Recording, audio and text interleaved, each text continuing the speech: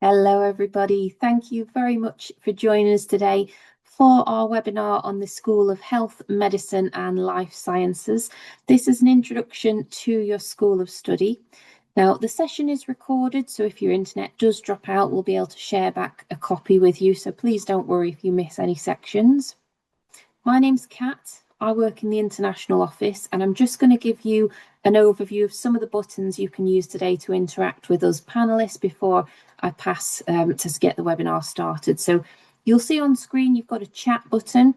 Please feel free to use the chat to talk to the other participants in here. You've got other students who'll be joining Hearts. Do just bear in mind it is an open session, so don't share any of your too personal detail, but you might want to ask people where they're from, what course they'll be coming to join. And you'll also see you've got a Q&A button.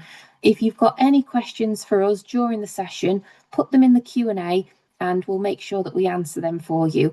After the slideshow, we're going to go to Q&A, and that's where we'll be answering your questions live, but we will be typing a few answers as we go. So do check out that answered section as well, because you might find somebody's asked something that you were interested in. But what I'll do now, we'll get the session started. So I'll pass to my colleague, Phil, who's going to tell you a little bit more about your School of Study. So I'll stop sharing so that he can share instead for us. Great, thank you, Kat. I'm just going to share my screen. Just bear with me. That's all right. And just while Phil's doing that, everybody, I can see some questions coming in the Q&A already, which is excellent. We do want you to interact with us during this session, so post away as we go. You don't need to wait until the end. Absolutely. And can I just check you can see my screen, Kat, the first slide? Yes, you're all good. Yeah, Thanks, lovely. Phil. Great, thank you so much. Okay, welcome everyone. Just a very brief introduction to myself. I'm Dr. Phil Porter. I'm the head of partnerships in the School of Health, Medicine and Life Sciences. So I'm responsible for all our partnerships across the world. We operate in multiple countries, as well as having partnerships with several UK institutions as well. And another part of my role is looking after our international students, both preparing you for your time with us and looking after you when you're here. Now, this is going to be an interactive webinar, so please have your phone or your laptop or your tablet to hand. I'm going to be asking you a few questions as we go through, and this is just a bit of fun to give you a bit more knowledge and information about the school that you're going to be joining. Let's start off with a few key facts then. Health, Medicine and Life Sciences, we are the largest school at the University of Hertfordshire. We've got over 10,000 students.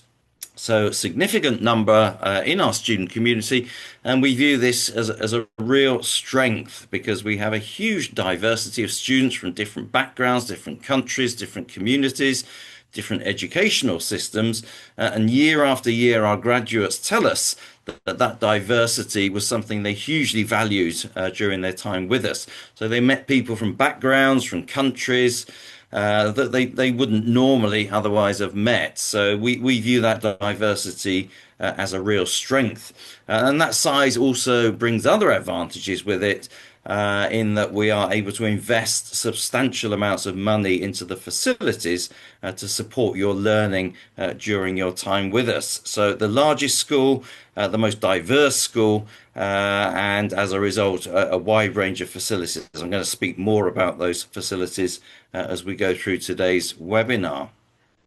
Now, obviously, we have to break down the school into 4 departments, and those departments are firmly aligned with the overarching school goal, which is to produce graduates who are ready to solve society's big problems, whether that's climate change, whether that's aging populations, whether that's development of vaccines, responses to pandemics. We produce students who are completely ready to tackle those global challenges. We are very much career focused, career orientated, and we want you, when you leave us, to have rewarding careers that make a positive impact on society. And that's what we're all about. These are practical, hands-on degrees across the board. And we are aligned with the World Health Organization One Health Project, which prioritizes environmental health, human health, and animal health. We don't do much on the animal health side of things outside our environmental management for agriculture degree, but we are firmly focused on the human and environmental health parts of that World Health Organization process. The four departments: medicine, public health, and life sciences, which includes subjects such as pharmacy, pharmaceutical science, pharmacology, public health, as the name suggests, and in September, our new medicine program, the MBBS program. We have psychology, sport, and geography. That's my subject area. I'm a geoscientist by training. More on that a bit later on. We have nursing, midwifery, and well-being, and health professions and social work, within which we have programs such as physiotherapy, paramedic science, and radiography and radiotherapy. Now, we are also a research-focused school. Now, why is that important for you when you join us? It's important because it opens up a world of opportunities for you. Many universities treat teaching and research as completely separate entities. We very much believe in merging the two. We encourage you, our students, to get involved with our staff research. I've got a long history of taking students away on fieldwork. I'm a geoscientist, as I mentioned a moment ago.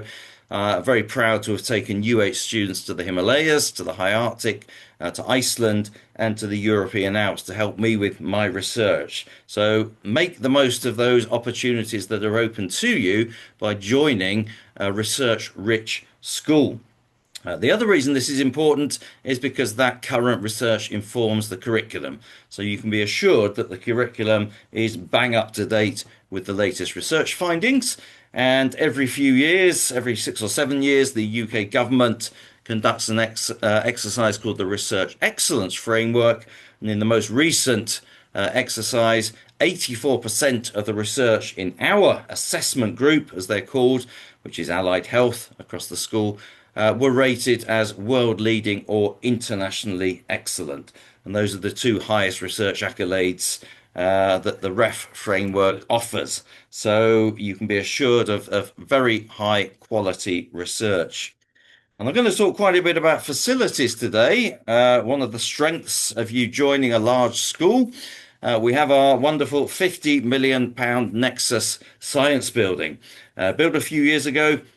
Wonderful facility. It houses our wet labs predominantly, but it also houses computer labs, our geographical information systems laboratory, and teaching rooms, as well as social spaces. So most of our students will pass through this building at some point. As I say, it is mostly focused on the wet lab subjects. But even my students, for example, make use of these facilities. Again, another advantage of joining a large and diverse school is that as a health, medicine, and life sciences student, you have access to all these resources. So, for example, my students may bring back water samples from the high Arctic. They are free to go and use the state-of-the-art analytical chemistry facilities in the Nexus building to analyze those samples, facilities that would not normally be available to a geoscience or a geography student. We're also building a new health building as part of our massive investment in the health disciplines. We're starting a medicine degree in September, as I mentioned.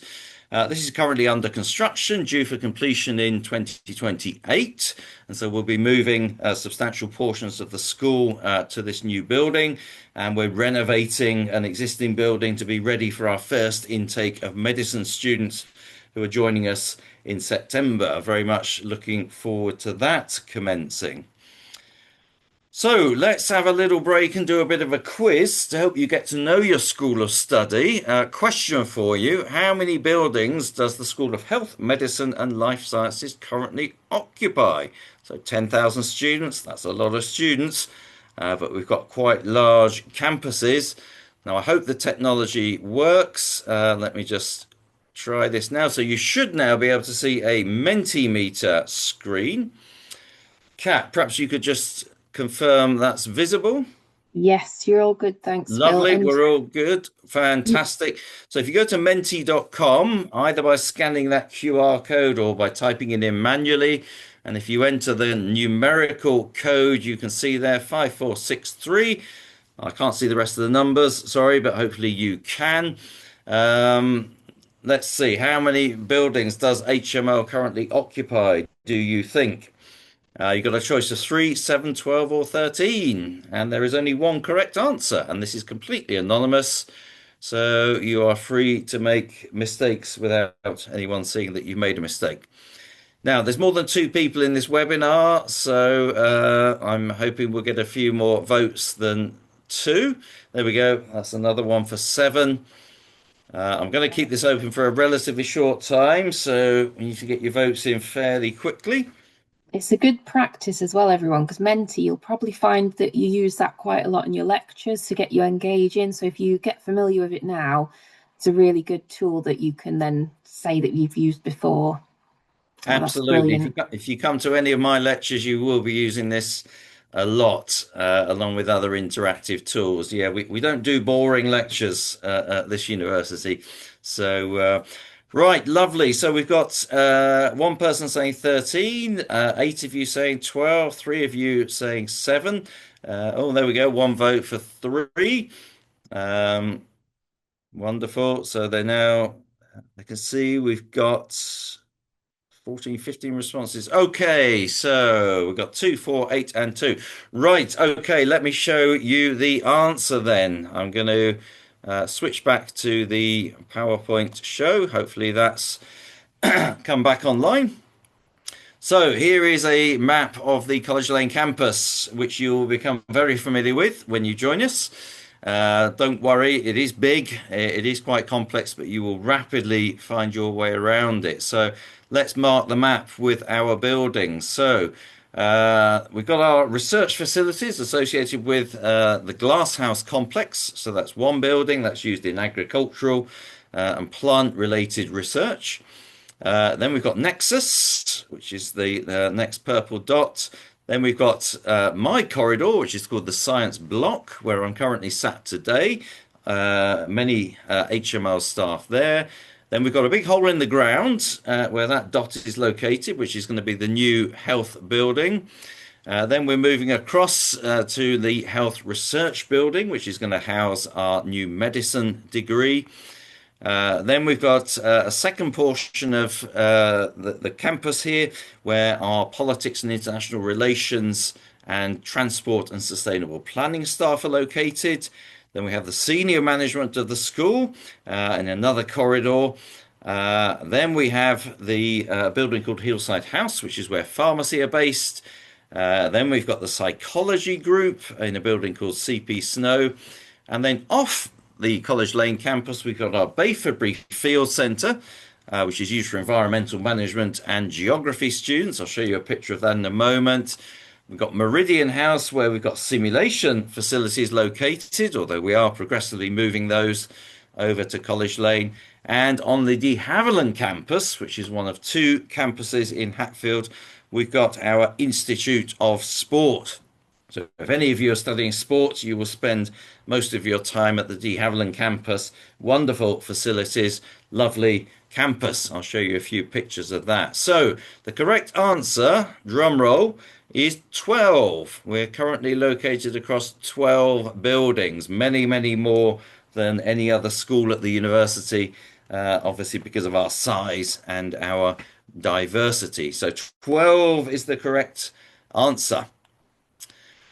So I've mentioned briefly simulation facilities with regards Meridian House. We are very proud that our school has the largest clinical simulation centre in Europe. I'll show you a video in a moment of some of those facilities, and we are continually expanding this, and it's going to grow significantly with the new health building that's currently under construction. And what we have as part of that clinical simulation facility are mock wards, mock intensive care units, very realistic mannequins. The individual in the bed on the top right of this slide looks like a real human being, but is actually a hugely realistic mannequin. Incredible. We also have a mock pharmacy for our pharmacy students to practice dispensing customer consultations in. A couple of photos of that at the bottom. It is a very large and very significant facility, and one which we are very proud of. I'm just going to show you a short video clip. Hopefully the technology will work. A quick overview of some of our part of our simulation facilities at Meridian House, which is in Hatfield Town Centre, about a 5-minute drive from campus. Hertfordshire's Meridian House is a 4-storey facility dedicated to nursing and midwifery simulation. The building has been designed to create a realistic healthcare working environment, including hospital wards, maternity suites, and a domestic living space to represent home visits. Simulation is an important part of our nursing and midwifery programmes and is key for continuing the development of healthcare students. Whether you are a new student preparing for your first placement or a returning practitioner, we look forward to welcoming you to our facility and sharing our expertise. Now, my colleague there was talking about nursing and midwifery predominantly, but we have simulation across multiple clinical programs, including pharmacy, including physiotherapy. And as I mentioned, we are expanding those simulation facilities. It's a bit like I view it as a flight simulator for healthcare professionals. Students can practice in incredibly realistic environments, but there's no concern and no patient risk should students make a mistake. We're very lucky to have such extensive facilities. We also have some of the best laboratory facilities in the UK. As I mentioned earlier, they are open to all health, medicine, and life sciences students. Just because you're studying geography doesn't mean you can't go into those labs, as I mentioned earlier. We have very much an open door policy, obviously subject to health and safety regulations, but it opens up massive opportunities for all students, irrespective of field of study. I've even had geography students and sports students working together, looking at topics such as high altitude physiology. So there is a good deal of overlap, both in terms of subject discipline, but also use of facilities across the whole school. And we are very, very lucky to have an environmental field station for our geography environment students. So at a place called Bayfreby near Hertford, fantastic facility. The building you can see there houses laboratories and teaching spaces, but there's a massive range of habitats in grounds, an open space around the facility, and students often go out to our field station for social events as well, because it's a beautifully rural facility, rural location, only about 15 to 20 minutes drive from campus. And we're one of only a very few number of UK universities that are privileged enough to have this sort of fantastic facility. And again, it's open to all our students. We don't just restrict its use for environment and geography students. But I'm sure many of you on the call today are studying environmental management with us, which is fantastic. Rest assured, you will be heading out to this wonderful location fairly frequently during your time with us. We've also invested significantly in virtual reality infrastructure, so expect to use headsets and handsets for patient care, for looking at drugs and molecule structures. Amazing technology which really enhances the learning experience. And as I mentioned a bit earlier on, sport is over at the De Havilland campus, 10-minute walk, and there's a regular shuttle bus, so there's no issue with access. This is an incredible facility. It was built only, I think, 4 years ago, 5 years ago.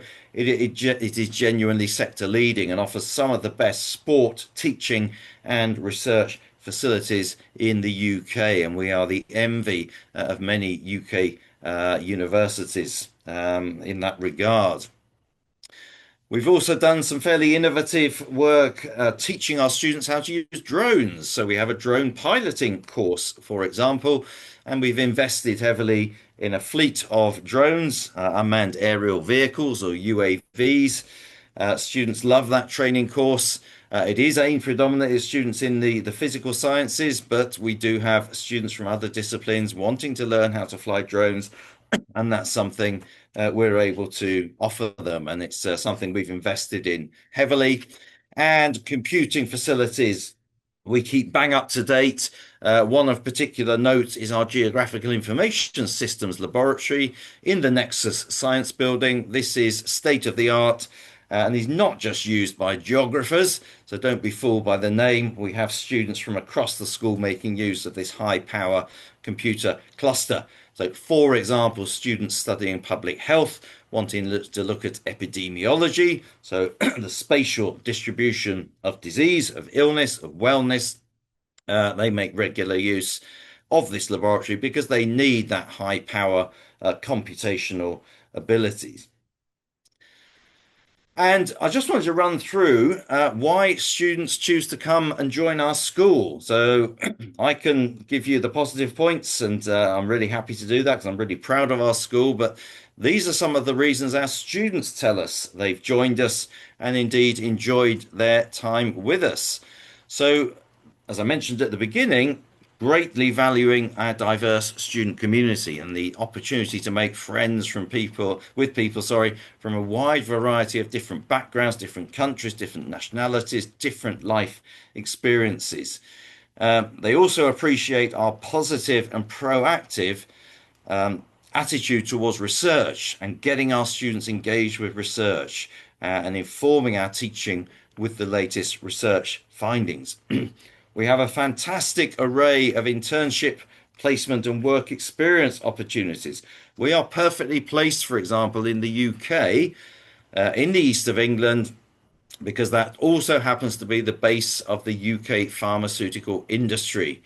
So, placement and work experience opportunities galore for students in that particular field, but it's not limited to that. We've got graduates in the Environment Agency and local authorities, in local water companies, local engineering companies. The list goes on, and I will show you some of those specific employers a bit later on. And I will also talk a bit about program accreditation, but rest assured the vast majority of our programs across the school are accredited by professional bodies. So they are vetted in great detail what we teach, how we teach, our facilities, our staff expertise, and they're happy to put their professional logo, their professional stamp of approval on the degrees we offer. So you are assured of high quality. And obviously that boosts your employment potential studying on an accredited degree. Very proud of our support networks. I'm going to speak more on that in a second. We do have strong social cohesion. It's very noticeable in our school that students get on well together and they make lifelong friends. And that's because of the nature of our subject. Students go on fieldwork together. Students consider patient scenarios together. It's just natural for the subjects we teach. They encourage group work, they encourage group engagement and proactive engagement between us. And so we really do see those strong social bonds, and that's helped and indeed encourages a very warm, friendly, welcoming, and collegiate school community. And again, I'll just repeat what I said at the beginning. That is feedback from our students, both present and future. But I just want to focus a little bit on student support. So here's a bit of a fun question. Interesting how you're going to answer this one. Let me just get the next Menti up. So it's the same numerical code. Which of the following do you enjoy? Do you enjoy exams? Do you enjoy meeting multiple tight deadlines? Do you enjoy revision? Do you enjoy stress? Or do you enjoy going to nice places and doing nice things with nice people? So let's all vote now. Now, somebody may enjoy doing exams. I don't. So there we go. 4. Okay, somebody likes meeting tight deadlines. Can't say I do, but like many people, I probably work a bit better when there's a tight deadline. Somebody enjoys revision. Yes, can be enjoyable if you structure it right. So yeah, a bit of just a fun spoof question. Most people don't enjoy exams, don't enjoy multiple tight deadlines, don't enjoy revision, don't enjoy stress. But we have to accept that in any walk of life, there are going to be times when the road is a little bit bumpier than we would like it to be. And that applies in our personal lives, in our work lives, in our university lives. So I just want to reassure you that we have plenty of support available to you in the form of this wonderful team of individuals, our academic support unit, otherwise known as Hearts Academic Skills. This is a team of colleagues who offer you all the support you could wish for your generic study skills. So essay writing, revision, time management, dealing with stress, all the unpleasant things from the mentee. They are there to help you. They are there to support you, and they are there to support our school mission, which is to get you graduated with the best possible degree so you can hit the employment market running and make a real difference to those global problems that our school actively addresses across our degree portfolio. So loads of support there. Do make use of it. And something I tell to all students joining us, please make the best of the opportunities that will be presented to you at university. So that includes getting involved with staff research, and it means considering going on a year's placement if you're doing an undergraduate degree or a year abroad. Make the most of the opportunities. Make the most of the facilities we've put on for you. Make the most of the support networks we have available to you. So you can get to the end of your year or 3 years or 4 years if you do a placement or year overseas and say, yeah, I really made the best of that and I got the maximum from my school and my university. And I leapt at every opportunity that was available to us because we want you to be as successful as some of our distinguished alumni. This is a very small snapshot, but it's not an accident that one of our former students is indeed the chief scientist of the Royal Pharmaceutical Society, an incredibly prestigious position. We've got one of our physiotherapy students working with the British Olympic team, for example. One of our colleagues, also former alumni, was the England men's football team soft tissue therapist at the last World Cup. So we are producing high caliber graduates, and you'll be joining the same degrees that these very successful individuals joined, and very much hope you will attain similar levels of success. And on that note, here are just some of the employers. This is from our bioscience program. So I'm just using a few examples from across our degree portfolio. Some of the roles that our students go into and some of the multinational companies, government organizations, and research institutions that those students have gone on to work for and indeed attained very senior roles. So a very impressive track record there from our bioscience programs. And I just want to touch on facilities a little bit more before I move on, but this is our Institute of Sport.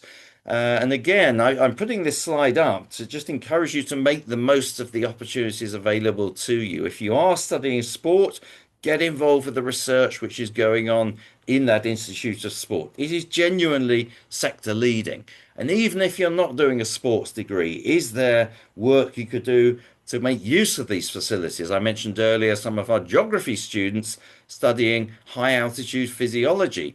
You know, we have altitude and environmental chambers in the Institute of Sport. We can simulate high mountain environments. We can simulate tropical environments with heat and humidity. Whole range of facilities open to you. And whether you're studying sport or not, we have some of the best sporting facilities in the UK for our students. We are obviously closely linked with what is called the Hertfordshire Sports Village. It is right next door to our Institute of Sport. So again, make the most of those opportunities.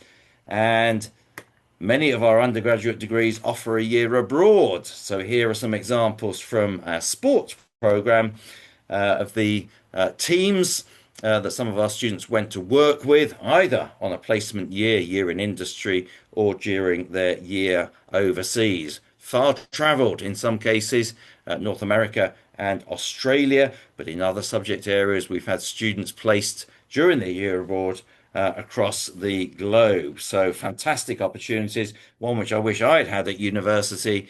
Sadly, such things were not not present back in the 1980s, showing my age there. And again, I just wanted to put this slide up. This is geography and environment students doing their thing, making use of the facilities, getting the most out of it. Students doing research involving our laboratories, students learning to fly drones, students sampling fresh water at the field station at Bayfrey, making use of our GIS lab, doing beekeeping. Well, we don't teach beekeeping, but we have a lot of students who really enjoy that. It's a leisure activity they can do out at the field station at Bayfrey. So again, opportunities. Grab them, make the most of them. We're a very large school. We've got fantastic facilities. Those opportunities are there for the taking. But so you can learn a little bit more about our school. What is unique about our school? What is unique? So let's jump back to Mentimeter and hope the technology is still with us. So you should now be able to see a new Menti slide, same PIN number, or you can scan the QR. So is our environmental field station unique? So have a think on that. Let's see if you've been listening. Similarly, do we have the largest clinical simulation suite in the world? Or are we the only UK university to offer an undergraduate high Arctic field trip? There is only one correct answer. So have a little think back to some of the things I've told you, and we'll see how we go. So, largest clinical simulation suite in the world is getting quite a lot of votes, as is environmental field station. Is that unique though? Are we the only university to have one? So, okay, I can see we've got 16 votes in now, if my maths is right.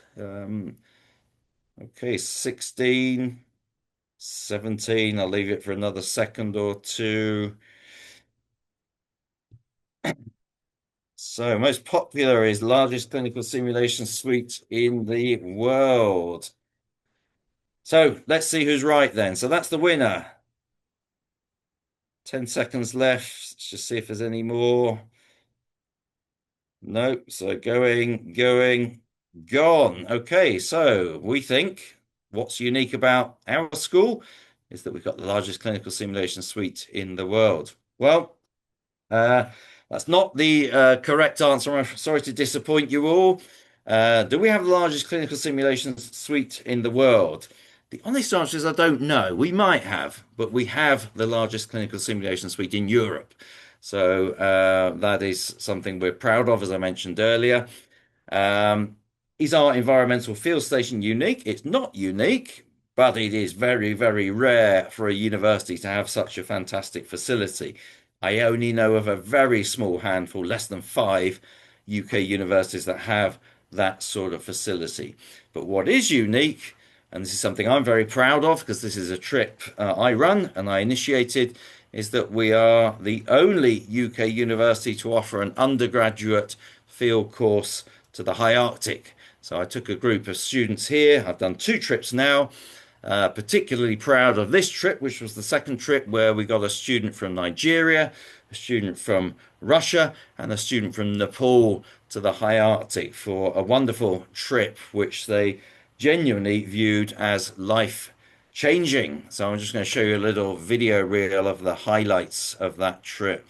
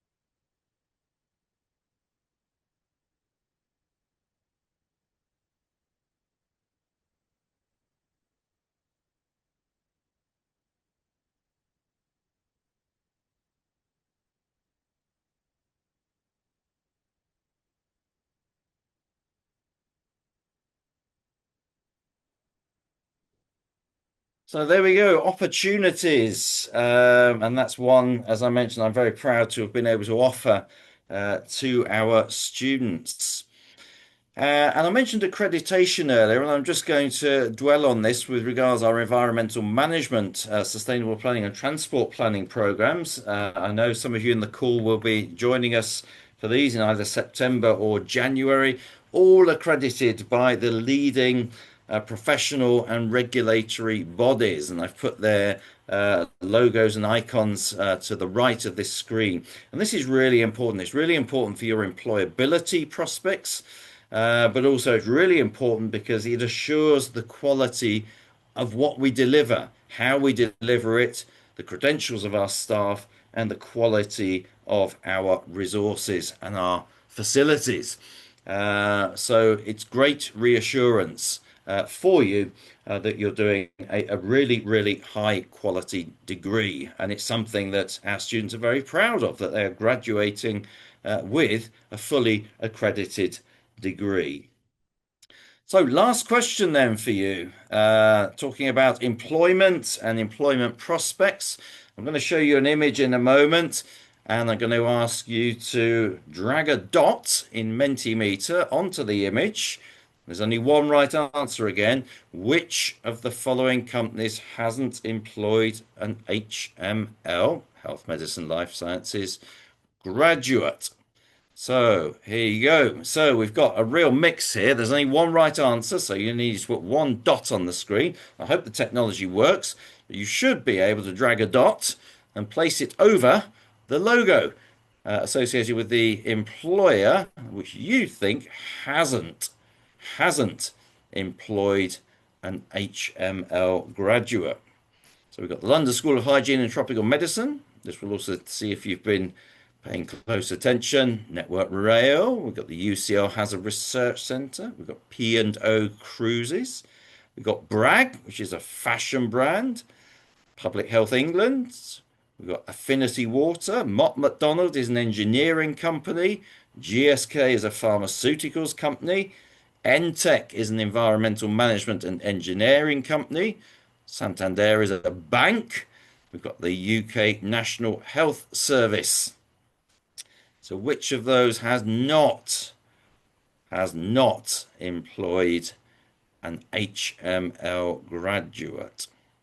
Now, I've only got 7 responses at the moment, so I hope the technology is working okay.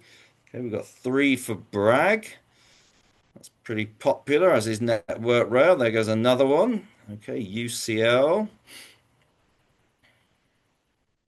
Okay, someone selected P&O Cruises.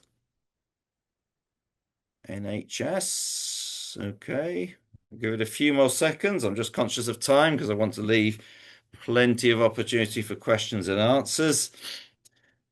Okay, so the winner, by the looks of it, a bit hard to see on my screen, I think is Bragg, the fashion chain. So that's the one company the audience thinks hasn't employed an HMO graduate. Well, let's have a look, see if you got that right.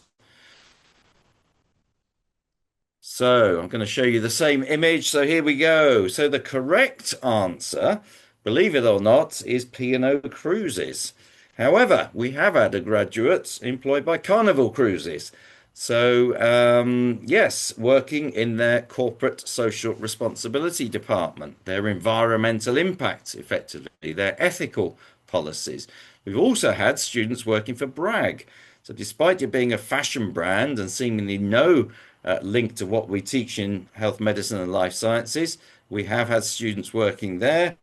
Again, corporate social responsibility. And all the other employers we've had students employed in. So London School of Hygiene and Tropical Medicine, you will have seen on a previous slide, along with Eisai, pharmaceutical company, but a wide range of graduate opportunities. Our employment statistics are fantastic. And we have very, very, very strong links with a wide range of local, regional, national, and indeed international employers. And it's a real strength of our school and helped, as I mentioned earlier, significantly by our geographical location. Close proximity to London, great transport links, but also slap bang in the centre of the UK big pharmaceutics industry. So I hope that's given you a flavour of our school and some of the great things you've got to look forward to. And one thing which is absolutely 100% guaranteed when you join us, and I mentioned this at the beginning, is a very warm welcome. We are a very friendly, welcoming school. Don't just take my word for it. That's what our students report back year after year after year. And we very much look forward to welcoming you all not just to our school, but to our university, whether you're joining us in September or if you're a semester B start student, sorry, joining us in January. Very much look forward to welcoming you, and please make the best of the fantastic opportunities that await you. So I'll end there. Thank you so much, and I'll hand back over to Kat. That was brilliant. Thank you, Phil. I'm always amazed at the facilities that are hidden on campus, even to us office-based staff as well. We don't get to use the things that you students will get to use, and it's always fantastic to see. So yeah, thank you, Phil. Okay, what we'll do now then, I'll open up the floor to questions. I'll pass to Jess. I know a lot of you have been asking loads of questions. Do put them in the Q&A box because I know the chat's moving quite quickly, and we're going to ask some of your questions live now. Fantastic. Thank you so much, Kat and Phil. A brilliant session today, Phil, as always. Thank you. Thank you. We've had some great questions come in. So, Phil, I'm going to fire some questions away towards you, if that's okay. So, Yeah. our first question, someone said, can you let me know what would qualify a student to undertake research at the university, and what research opportunities are available for students at the university? Yeah, I mean, that's a great question. Thank you for asking it. Students would do research as part of any degree that we offer, usually in the form of a substantial research project, if you were applying to do a taught degree. But we do also offer research degrees, Masters by Research and PhD are the two that you will be looking at. And the way to assess whether that research is appropriate and could be supervised is to draw up a research proposal and send that into the doctoral college, who supervise all our research degrees, and they would send that out to the most appropriate colleagues within the school. They would look at your proposal and your CV and get in touch with you to see if it's something that we worked up into a fuller proposal. So that would allow you to study for a formal research degree. But there are also many, many research opportunities during your program of study, as I mentioned earlier. Even if you don't do a research project in a specific area, you can still get engaged with staff research in another area. So I've had students come to Switzerland, for example, with me to help me with my field research, even though their research project has been in a completely different subject area. My message to all of you today, when you arrive with us, don't be shy. Knock on people's doors and say, look, I'm really interested in what you're doing.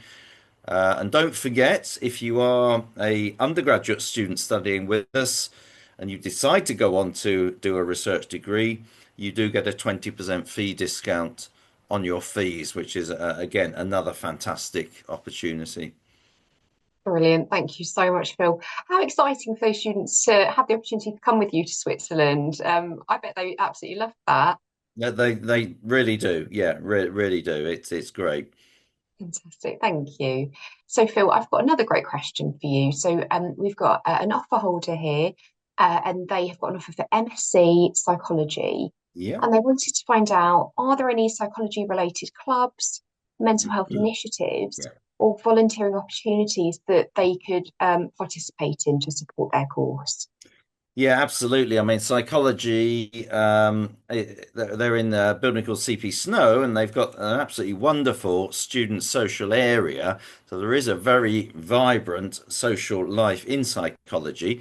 There is a psychology society, and it's only as good as the students who run it. So I would encourage you to, when you join us, uh, become part of that society and contribute to its running. You've got a wonderful, wonderful space. It was created about 5 years ago, so it's not brand spanking new, but it's not far off. It is fantastic. There are also regular workshops and seminars in psychology, very active research culture in the school.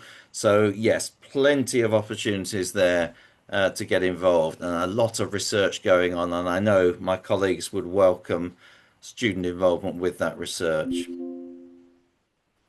Fantastic. Thank you so much, Phil. And yeah, again, it sounds like very exciting opportunities for Mm, students there. Thank you.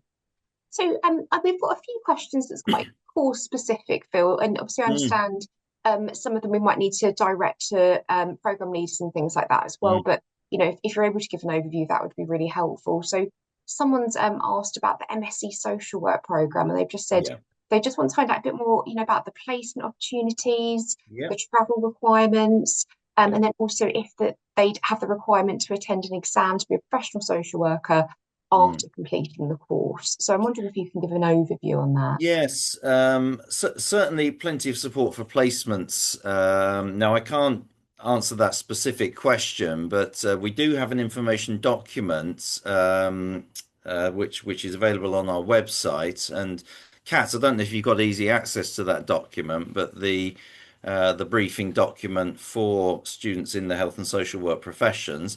That probably provides more answers and information than I can provide because I don't work closely with the social work team. I do know they're very supportive and they will do everything to address your questions.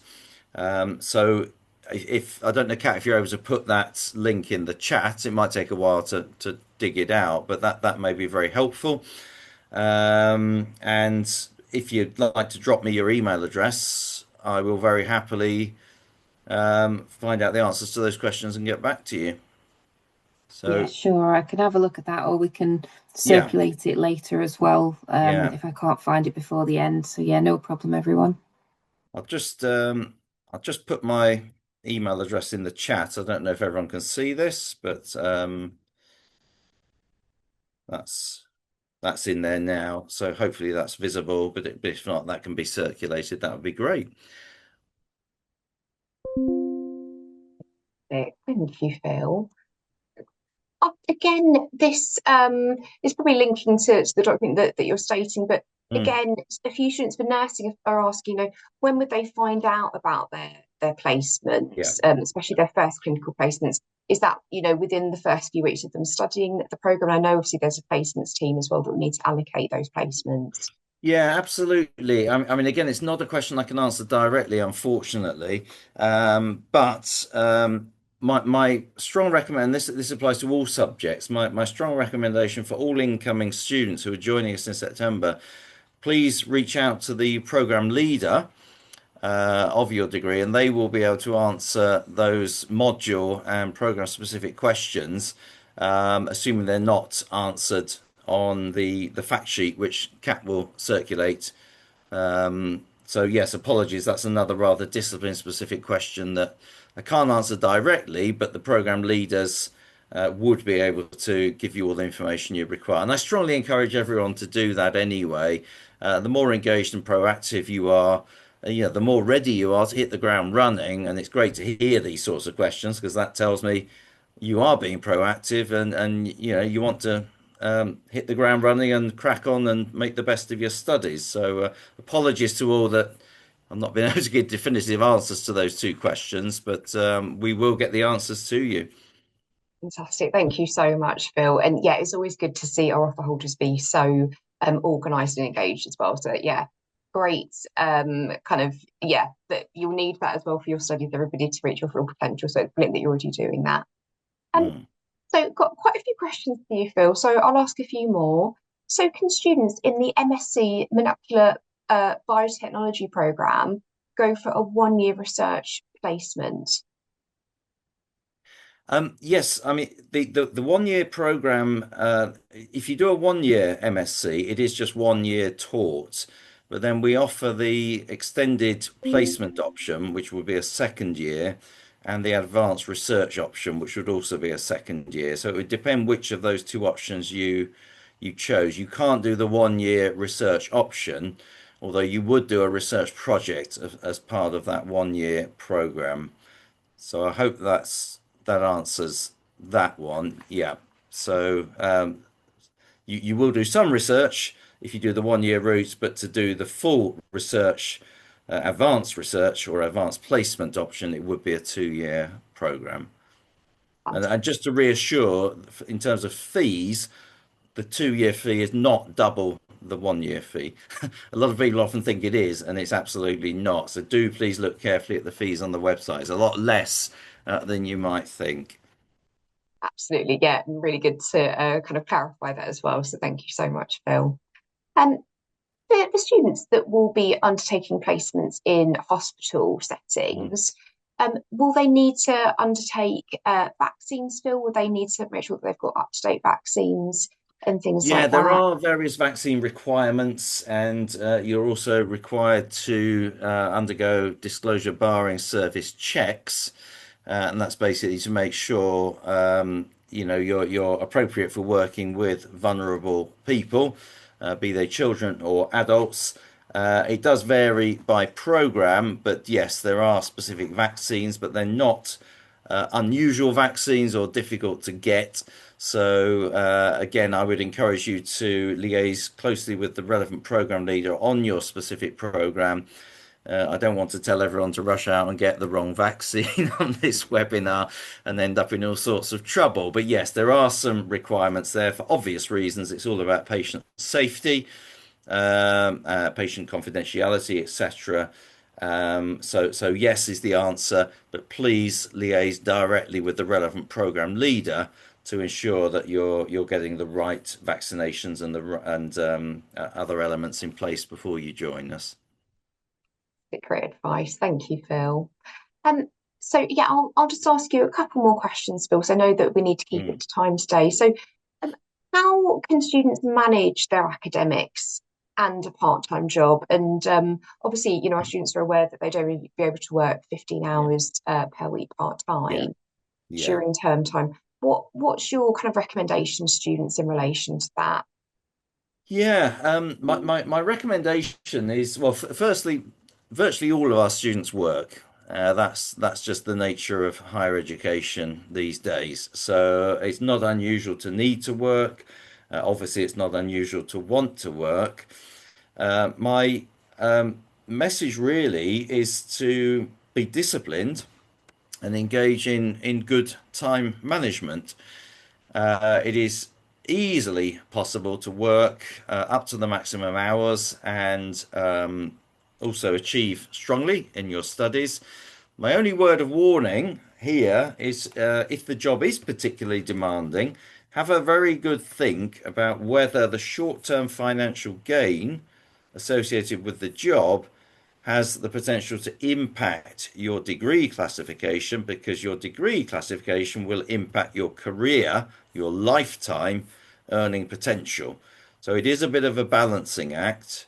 And I always advise, students may be attracted, well, I can do some overtime and I can get an extra £50 this month. Okay, £50 is not an insubstantial sum of money, but if that extra work is impinging on study and that's impacting on your ability to perform academically, in the long term, it may have a negative impact. So you just need to be a little bit careful. And the second point I would make is please make use of the support networks we have available. So the Academic Support Unit that I mentioned earlier, so Hearts Academic Skills, HAS, they run workshops on time management, helping you to keep disciplined, helping you to balance work, paid work, and study. But also, some of our students have caring commitments, for example, so they have another time commitment to balance, or other family commitments that are immovable. But please, if you take nothing away from this seminar, take away the following, which is please make use of the support networks and the opportunities that we make available to you. We always find that students who don't reach out for support, for whatever reason, are the ones that we find out about when a problem has reached a rather larger scale than it would otherwise have got to had they come and knocked on the door. We're a very friendly school, as I mentioned earlier. We welcome you. We have an open door policy for staff, whether that's academic support staff or academic staff or technical staff. So please don't be shy, and that applies across the board. It's great advice. Thank you so much, Phil. And yeah, absolutely. In relation to jobs, students, you're paying so much money to come to the UK for your education, so that really does need to be your priority. And that really will, support your career, like Phil said. Yeah, I would just add one more point, Jess, if that's okay. And Of again, it falls under the banner of opportunity. The UK is a fabulously diverse country geographically. There aren't many countries in the world where you could travel, 20 minutes from this campus and be in rolling hills surrounded by sheep and cows and open countryside. You could drive for less than 2 hours and be surrounded by pretty dramatic mountain landscapes. You could go a bit further and head up to the Lake District or Snowdonia and be faced with some of the most beautiful mountain scenery in Europe.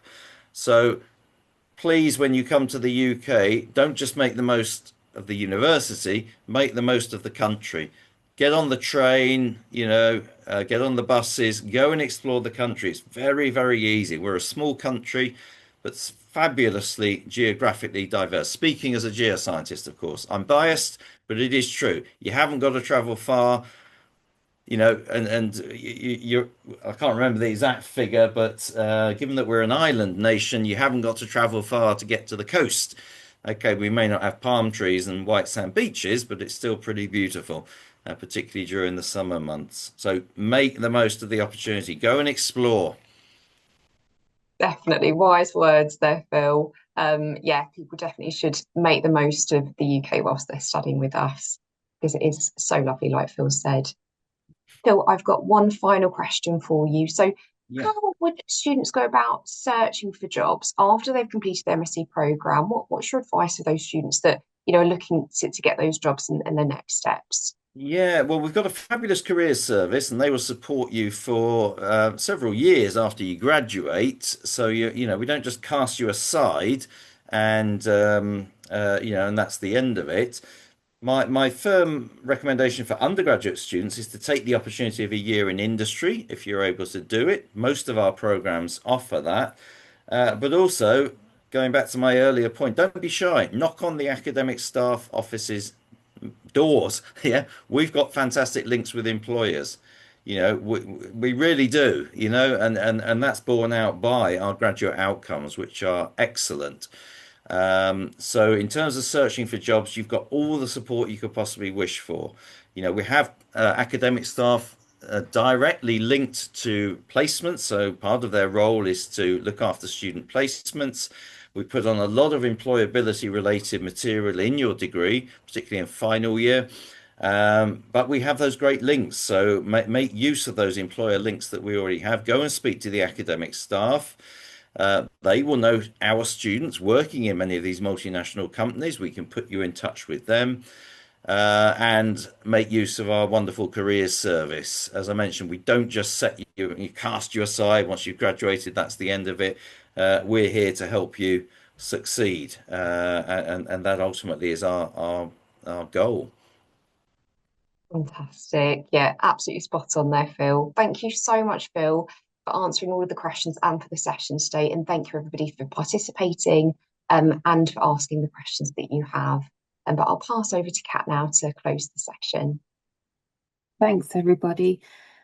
So I think we managed to answer almost everybody's question. I know the chat was moving quite quickly. If anybody does think of any questions after the session, please do feel free to get in touch. You can email us at international@hearts.ac.uk. Any urgent queries about application, you can call us as well, but otherwise email us is fine. You've still got plenty of time before September. Now's the time to make sure that you're clearing your conditions, paying your deposit if you haven't already done so, preparing for your sponsorship interview. If you need one, you'll be emailed by admissions. But we'll close the session now. We've reached the end of the hour. So thank you so much for joining us, everyone, wherever you are in the world today. And we can't wait to welcome you onto the campus in September. Thank you. Thank you.